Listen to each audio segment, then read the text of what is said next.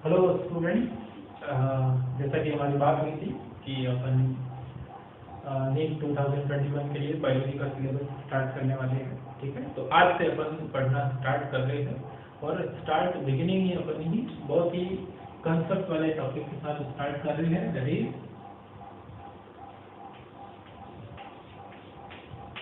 Genetics. ठीक है, जिसको क्या बोलते हैं, आनुवंशिकी।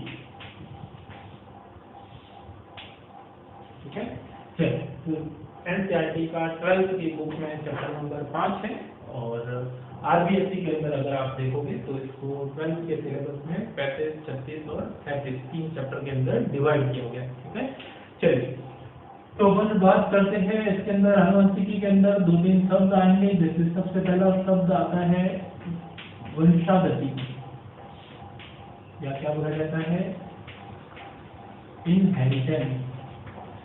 वंशागति या इनहेरिटेंस। ठीक है, तो ये तुम बहुत सालों से पढ़ते आए हो, 9th 10th से ही पढ़ लिया होगा। एक पीढ़ी से दूसरी पीढ़ी में लक्षणों का स्थानांतरण, क्या लिखा हुआ है, एक पीढ़ी से दूसरी पीढ़ी में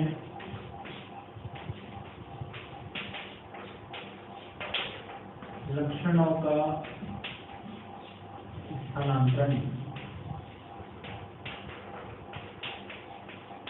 ठीक है, ये आपने पढ़ा, तो बहुत आसान, कोई मुश्किल बात नहीं। ठीक है, नींद में भी कोई मुझे वंशागति एक पीढ़ी से दूसरी पीढ़ी में, बड़ा सा नहीं है, में बैठे बैठे। दूसरा बात, वंशागति हो गया। दूसरी चीज एक शब्द आता है विविधता या विभिन्नता, वेरिएशन। वेरिएशन, ठीक है, तो जब लक्षण एक पीढ़ी से दूसरी पीढ़ी में जाएंगे तो डेफिनेटली उनके अंदर कुछ ना कुछ क्या आएंगे, परिवर्तन आएंगे। ठीक है, ठीक, सपोज करो ये प्रथम पीढ़ी है और ये अगली पीढ़ी, द्वितीय पीढ़ी, दादाजी, पिताजी, पिताजी, तुम और अभी से सपना नहीं देखना है, पहले डॉक्टर बनो। ठीक है, प्रथम अगली पीढ़ी। तो जब इस तरीके की चीजें हो रही है आने वाली पीढ़ी, तो यहाँ पर ऐसा तो है नहीं कि तुम बिल्कुल तुम्हारे पिताजी जैसे ही हो, ऐसा नहीं है। क्या होते हैं, परिवर्तन। क्या होता है, चेंजेज आते हैं, डिफरेंसेस क्रिएट होते हैं। इन्हीं परिवर्तनों को क्या नाम दिया जाता है, विभिन्नता। एक पीढ़ी से दूसरी पीढ़ी में उपस्थित या दो पीढ़ियों, दो निरंतर पीढ़ियों के मध्य जो डिफरेंस है, अंतर है, उन्हीं को क्या बोला जाता है, विभिन्नता बोला जाता है। ठीक है, और इस पूरे के पूरे घटनाक्रम को, जिसमें वंशागति होती है, सबका विभिन्नता आती है, उसको बोला जाता है आनुवंशिकता। ठीक है, आनुवंशिकता। तो ये सब एक दूसरे के मिलते जुलते शब्द है, लेकिन हल्का हल्का सा फर्क है। इनफैक्ट वंशागति और आनुवंशिकता में कोई ज्यादा फर्क नहीं है। ठीक है, आनुवंशिकता वह परिघटना जिसके द्वारा लक्षण एक पीढ़ी से दूसरी पीढ़ी में जाते हैं, वह पीढ़ी में जाने की प्रक्रिया को बोला जाता है वंशागति। उस दौरान विभिन्नता उत्पन्न होती है, ओवरऑल क्या बोला जाता है, आनुवंशिकता।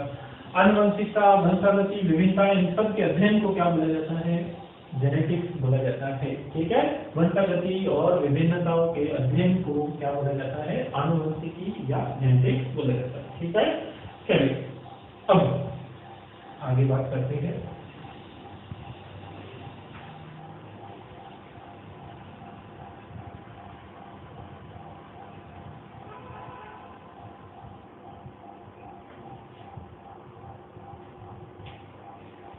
दस्तर भूल गया था,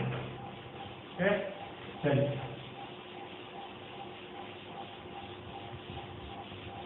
हाँ, अब तुमको ये जो टाइम मिला था बीच में, एक बार बोर्ड भर जाएगा, मिटाओ, इससे पहले तुमको नोट करना है। ठीक है, नोट्स बनाओगे तब तो ये सब चीजें काम की है, बाकी काम की नहीं है। ठीक है, चलिए तो अब अपने पास वापस से देखते हैं अपन अगली बातों को। आनुवंशिकता विभिन्नता ये होगी। उसके बाद हम जानते हैं कि आनुवंशिकी के अंदर बहुत बड़ा योगदान किसका, मेंडल का। किसका, मेंडल का। ठीक है, तो मेंडल क्या थे? आनुवंशिकी के पिता।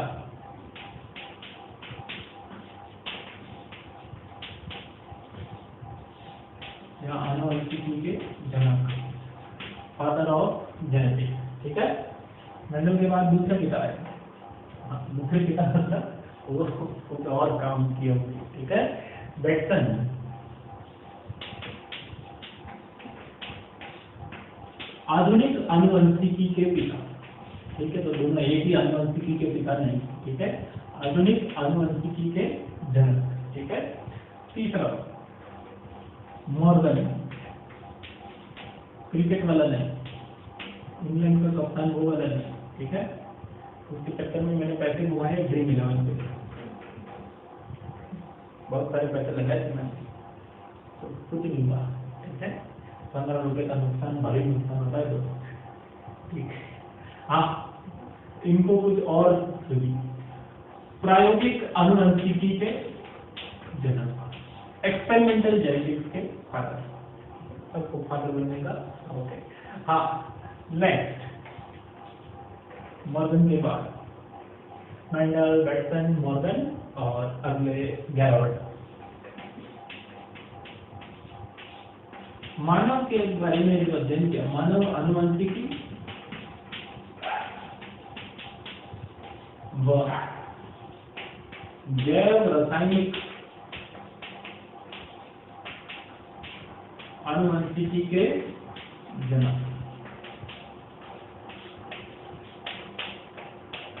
इन्होंने ही सबसे पहले मानव या आनुवंशिक रोग के, मानव के आनुवंशिक रोग जिसको बोला जाता है एल्केप्टोन्यूरिया के बारे में बताया था। मानव का प्रथम आनुवंशिक विकास,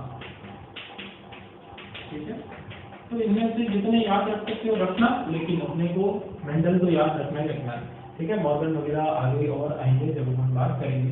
प्रायोगिक आनुवंशिकी में मॉर्गन ने किस पे अध्ययन किया था?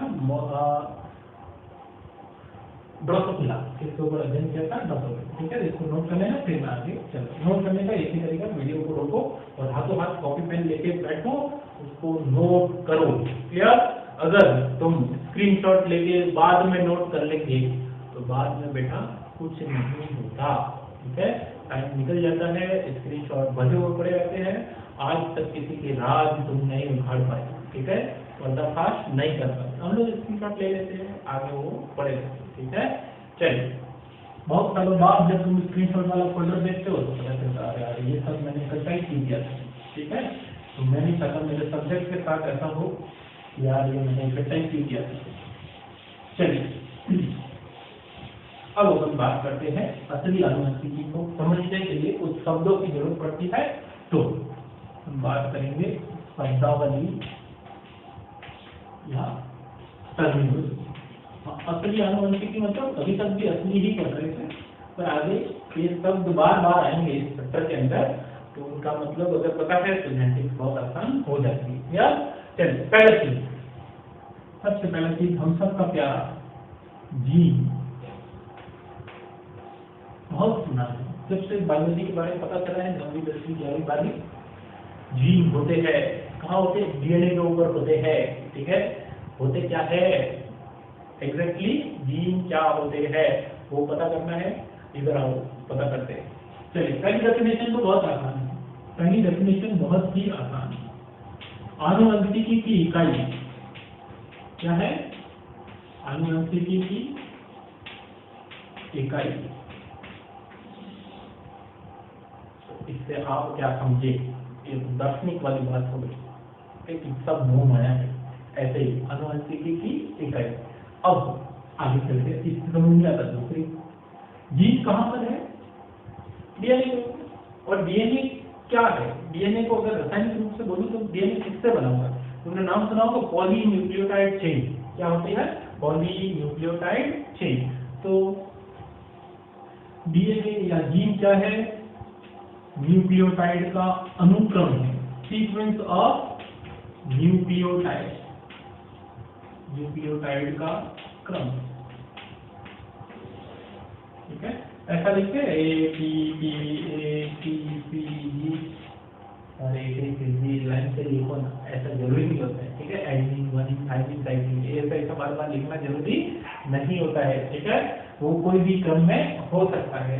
आगे 11th क्लास का बच्चा स्पेशली बोलता है सर AT के बाद ये आएगा, ऐसा नहीं, ठीक है। चलिए न्यूक्लियोटाइड का क्रम थोड़ा थोड़ा समझ में आ रहा है। न्यूक्लियोटाइड का क्रम अगला हमारे बॉडी के अंदर डीएनए हर सेल के अंदर प्रेजेंट है। इनफैक्ट हर क्रोमोसोम के अंदर टोटल क्रोमोसोम है 23 जोड़े हैं और हर क्रोमोसोम के अंदर एक डीएनए मॉलिक्यूल प्रेजेंट है, ठीक है। उस डीएनए के ऊपर जीन है, तो क्रोमोसोम के अंदर डीएनए है, डीएनए के अंदर जीन है। तो आगे चलते हैं। जीन एक डीएनए खंड है, डीएनए का टुकड़ा है, डीएनए खंड है जिसका अनुलेखन व अनुवादन होता है। सभी जीन का अनुवादन हो ये जरूरी नहीं है, लेकिन अनुवाद लेखन तो होगा ही होगा।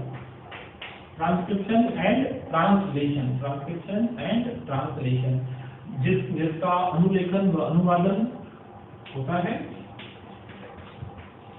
तथा प्रमोटर द्वारा नियंत्रित होते, द्वारा नियमन होता है, ठीक है। रेगुलेशन बाय प्रमोटर, ठीक है।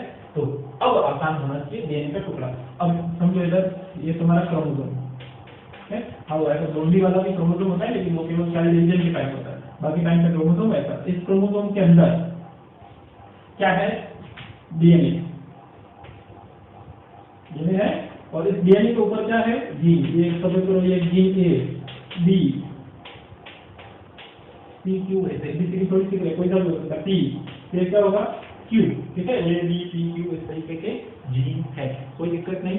चल तो क्रोमोसोम, क्रोमोसोम के अंदर डीएनए, डीएनए के ऊपर जीन। तो ये तीनों का सीक्वेंस अपने को पता होनी चाहिए। नोट करो जल्दी से, डेफिनेशन को नोट किया जाए। मैं चेक कर लेता हूँ रिकॉर्डिंग प्रॉपर हो रही है कि नहीं हो रही है।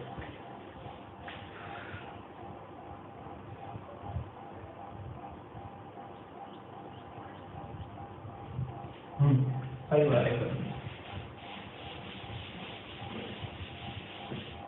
मत बोलना सर आपको कॉपी देखने गए, किताब देखने गए, या भी सकता हूँ, तुमको क्या ही पता चले। बच्चों को सब पता होता है, बच्चे को बहुत बदमाश करता है, इसीलिए तो ऐसा सब दुनिया में उथल पुथल मच रही है, लोग ही ऐसे हो गए। हाँ जी, दूसरे एक शब्द आता है एलीन, इसको और हिंदी में जाए तो बोलते विकल्पी, युग्म विकल्पी, ठीक है। युग्म विकल्पी, तो इसको समझो। इससे पहले मैं तुमको एक शब्द समझा देता हूँ, समजात गुणसूत्र।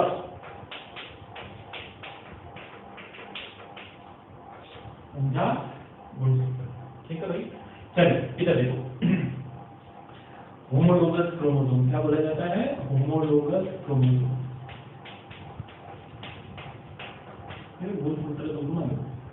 अभी अपन ने बोला था कि कितने क्रोमोसोम होते हैं? 23 पेयर। कितने हैं? 23 पेयर। तो सपोज करो ऐसे ऐसे इन 23 में से मैं कोई से भी 3 जोड़े ले लूं, पहला, दूसरा एंड सो ऑन, कितना हो गया? 46 पेयर है।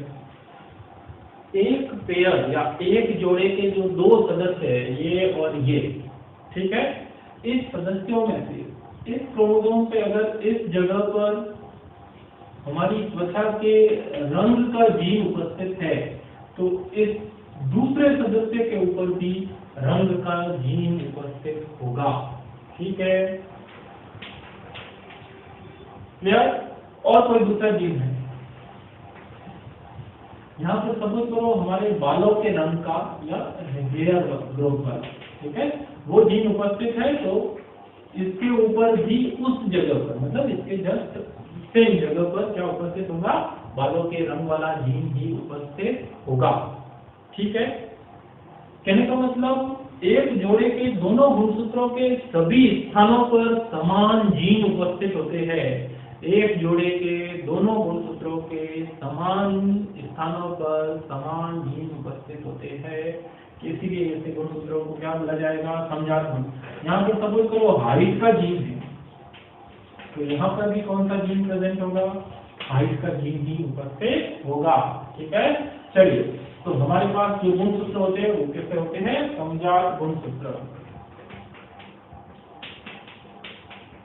गुणसूत्र जोड़े जिनमें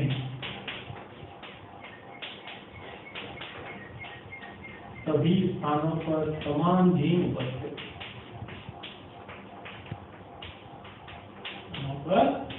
समान जीन उपस्थित होते हैं। आया समझ में? समजात गुणसूत्र। एक और शब्द देख लो, काम आसान हो जाएगा, वो मतलब आ ही गया है।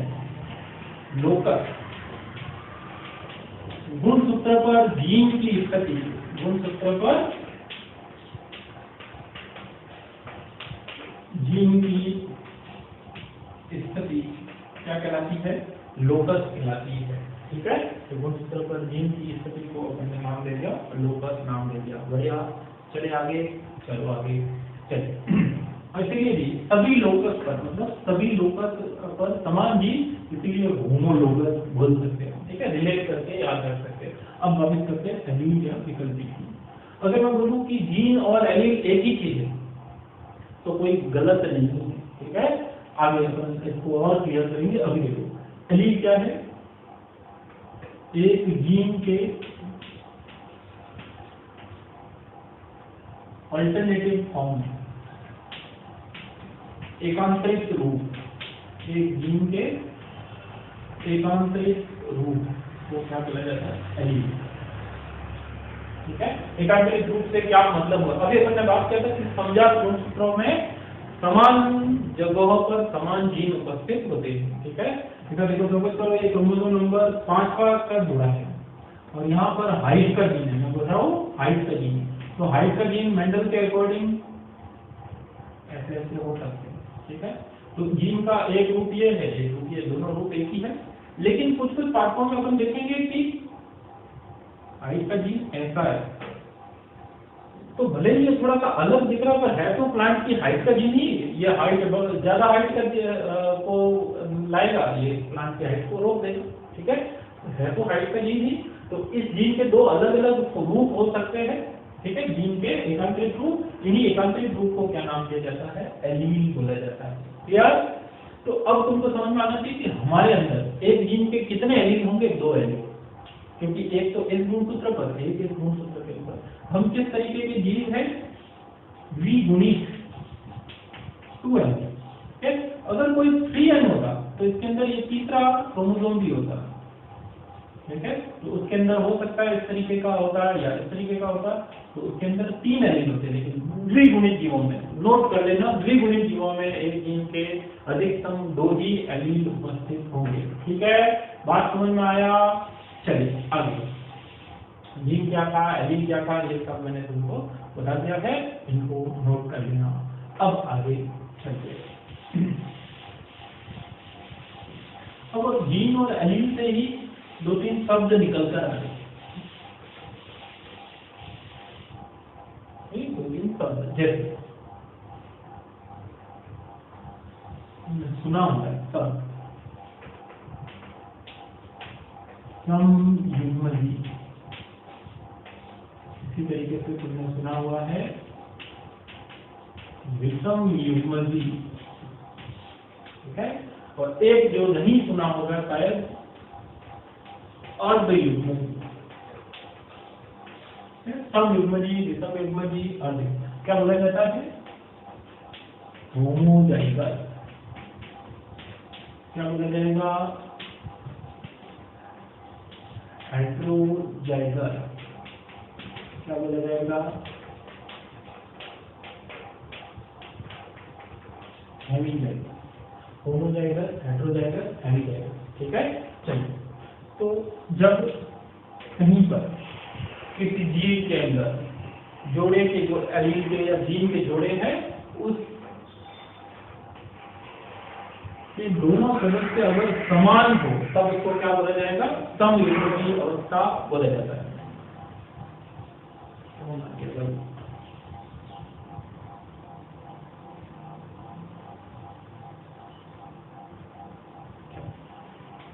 थोड़ी सी आवाज आ रही है बाहर से, एडजस्ट कर लें, आवाजें सुनने की आती है। ठीक है, तो ये जोड़े के दोनों सदस्य समान है। ये ऐसा भी तो हो सकता है, ठीक है। तो समयुग्म की अवस्था कब बोलेंगे, जब जोड़े के दोनों सदस्य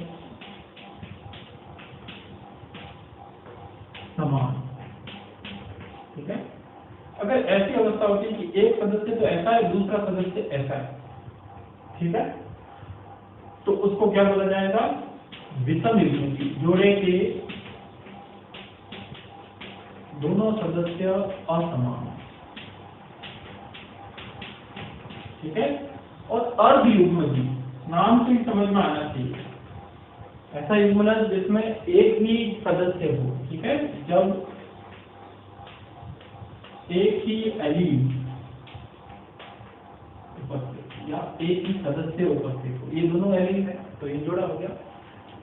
तो जोड़े के दोनों सदस्य समान है तो समयुग्मजी, असमान है तो विषम युग्मजी, एक ही है तो अर्ध युग्मजी। अर्ध युग्मजी का कोई एग्जांपल सोच सकते हो, कहां पर ऐसा होगा कि उसका केवल एक ही एलील। मैं बोला था कि अभी एक जीन के कम से कम कितने एलील उपस्थित होंगे, 2, अधिकतम भी 2 और 2 तो उपस्थित है ही है, ठीक है। चलिए, अब जो मानव के अंदर मानव नर है उसके पास देखिए एक्स वाई है, मतलब एक्स गुणसूत्र भी एक ही है, वाई गुणसूत्र भी एक ही है। तो एक्स गुणसूत्र पर जो जीन उपस्थित है उसका भी केवल एक एक एलील, और वाई गुणसूत्र पर उपस्थित जो है उसका भी केवल एक एक एलील ही उपस्थित होता है।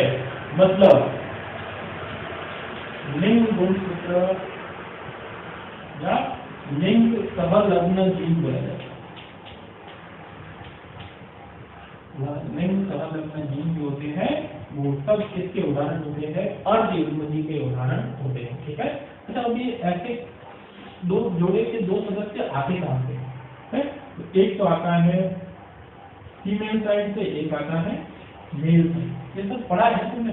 समझ करो कोई ऑर्गेनिज्म की बात करते हैं, ठीक है, किसी ऑर्गेनिज्म जैसे एक डॉग है, उसके पास में फीमेल साइड से एक एलील आया, उसके पास ऐसा गैमेट आया, मेल साइड से उसके पास ऐसा गैमेट आया, तो उस डॉग के पास में किस तरीके के 2 एलील आ जाएंगे, किस तरीके के, ठीक है। तो वो कैसा हो जाएगा, विषम युग्मजी हो जाएगा। अगर इधर से भी ऐसा आता तो वो कैसा हो जाता, समयुग्मजी। अगर दोनों की तरफ से स्मॉल भी आता तब भी वो क्या होता, समयुग्मजी ही रहता, ठीक है। तो जब 2 समान प्रकार के युग्मकों के जुड़ने से युग्मनज बनता है तो उस युग्मनज को बोला जाता है होमोजाइगोट, और उससे जो सदस्य बनेगा उसको बोला जाता है होमोजाइगस, ठीक है। इसी तरीके से जो अलग अलग टाइप के गैमेट से मिलकर बनेगा तब उसको बोला जाएगा हेटेरोजाइगोट, और उससे जो जीव बनेगा हेटेरोजाइगस, ठीक है। आसान है, अपने को इतना ज्यादा सोचना नहीं। जोड़े के दोनों सदस्य समान है तो होमोजाइगस, और समान है तो हेटेरोजाइगस, ठीक है। चलिए आगे बढ़ते हैं, नोट कीजिए इसको, हटा दिया। ये सब अपन शब्दावली के बारे में पढ़ रहे हैं, आगे अपन मेंडल के काम के बारे में भी बात करेंगे। अब 2-3 शब्द और आते हैं, जैसे तुमने पढ़ा हुआ है जीनोटाइप, ये तुमने पढ़ा हुआ है फिनोटाइप, और फिर तुमने पढ़ा है जीनोटाइप, फिनोटाइप और भी पढ़ा है फिनोटॉपी, नहीं पढ़ा, कॉपी, ठीक है। अभी हम बात करेंगे, ठीक है। हिंदी मीडियम में और हिंदी मीडियम में लिखना जीनोटाइप को क्या बोलते हैं, जीन प्रमुख। फिनोटाइप को क्या बोला जाता है, लक्षण प्रमुख, ठीक है। और फिनोटॉपी को फिनोटॉपी ही बोलते हैं। 1 मिनट है।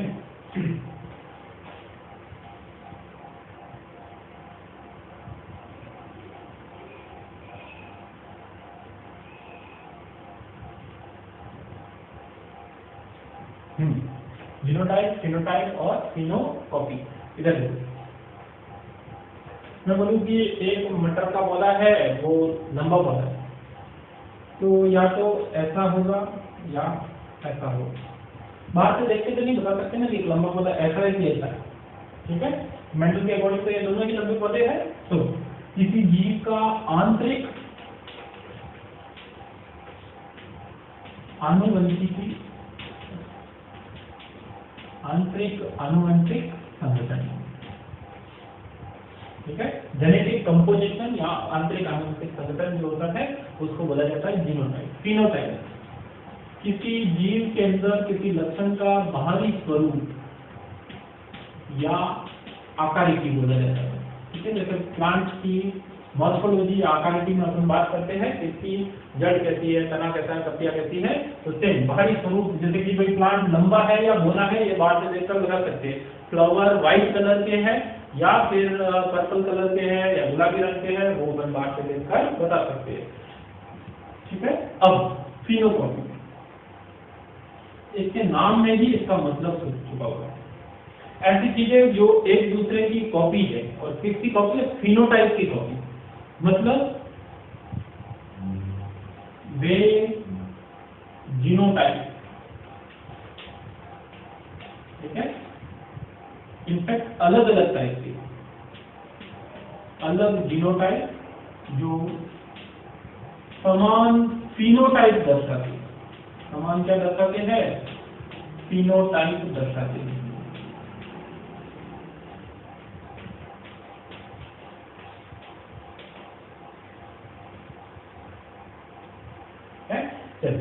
तो ऐसा कैसे हो सकता है कि जीनोटाइप अलग है और फिनोटाइप समान, ठीक है, हो सकता है। अब इधर देखो, ये तो खैर टीपी और ये है अलग जीनोटाइप जो समान फिनोटाइप दर्शाते हैं। किसकी वजह से? समान वातावरण के कारण, समान वातावरण के कारण। देखिएगा इधर समान वातावरण के कारण कैसे।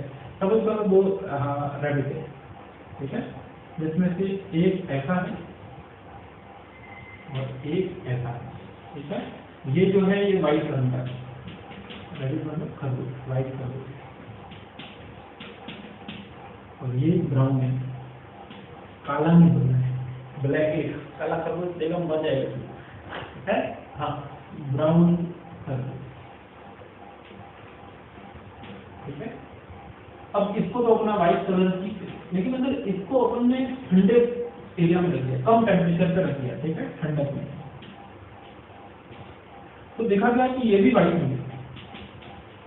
तो ये तो व्हाइट आ ही रहा है क्योंकि इसके पास तो ब्राउन कलर का जीन नहीं है, लेकिन इसके पास अंदर ब्राउन कलर नहीं आया, ब्राउन कलर बना ही नहीं है, ब्राउन कलर जैसा कोई उत्पाद बना ही नहीं, तो ये भी कैसा हो गया? व्हाइट। किसकी वजह से? वातावरण की वजह से। तो दो पूरी तरीके से अलग जीनोटाइप है, लेकिन फिनोटाइप सेम दर्शाता है।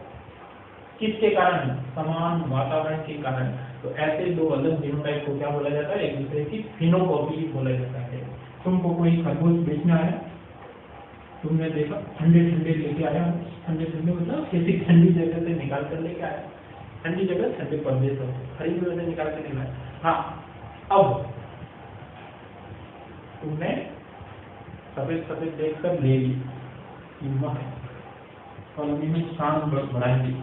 आधे लोगों को जानवरों से प्यार होता भी नहीं, शान बढ़ाने के नाम पे जानवरों को पाल लेते, तो जानवर भी बोल रहा होता है कि तुमको पालना ही नहीं आता, बच्चों को मारते हो, तुमको बच्चे ही पालने नहीं आ रहे, ठीक है।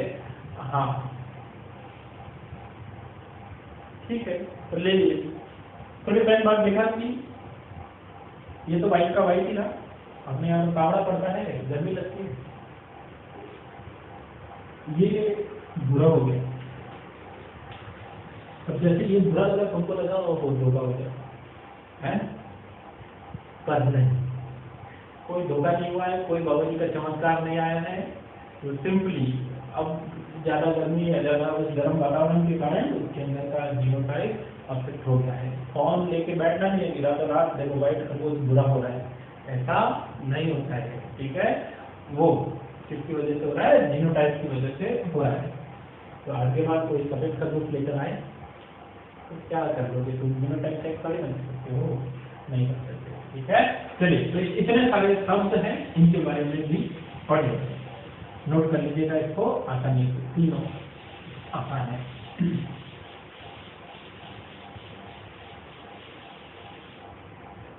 अब एक शब्द आता है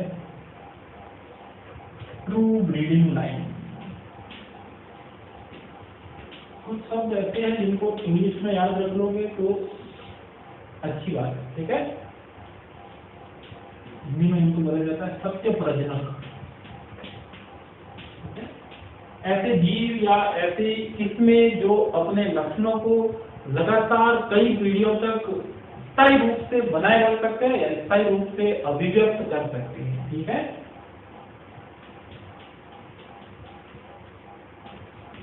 लक्षणों को कई पीढ़ियों तक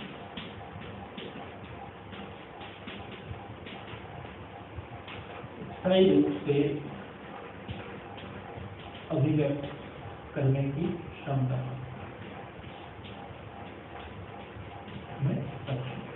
जैसे तुमने किसानों को देखा होगा कि इस साल अगर बाजरे की फसल अच्छी हुई, बाजरे को क्या लगता है, लोग बोल देता है, ठीक है, तो उसकी लेंथ जो है वो ज्यादा है, तो क्या करेगा फार्मर, उनको अलग अलग छांट लेगा, अगली साल उन्हीं को उगाएगा। तो वो लगातार 10 बरस से हमारे वही बीज काम आ रहे हैं। तो ऐसे बीजों को क्या बोला जाएगा, ट्रू ब्रीडिंग लाइन बोला जाएगा, ठीक है। इनफैक्ट गाय भैंसों के बच्चों के साथ भी करते हैं, जो अच्छी नस्ल की गाय होती है उनके बच्चों को अपन रख लेते हैं, अच्छी नस्लों की नहीं होती, कम दूध देने वाली वगैरह होती है, उनको अपन क्या करते हैं, बेच देते हैं, ठीक है। तो ये हमको पता है, true breeding line daily life में भी आता है, ठीक है। तो इतने सारे शब्द हैं वो तुमको ध्यान रखना। एक और होता है हाइब्रिड विगर। हाइब्रिड विगर इसका हिंदी नाम तो अभी नहीं पता है, लेकिन ध्यान रखना, जब संतति पीढ़ी या संतति में जनक से उत्तम गुण की उपस्थिति, जनक की तुलना में संतति में अच्छे गुण अगर उपस्थित हो तो उस घटना को क्या बोला जाता है, हाइब्रिड विगर बोला जाता है। इसका हिंदी तक तुमको मिल जाएगा, ठीक है। 12th की एनसीईआरटी देखना चैप्टर नंबर 9, उसमें तुमको ये डिटेल मैं बता दूंगा, ठीक। चलिए इससे आगे हम कल पढ़ेंगे।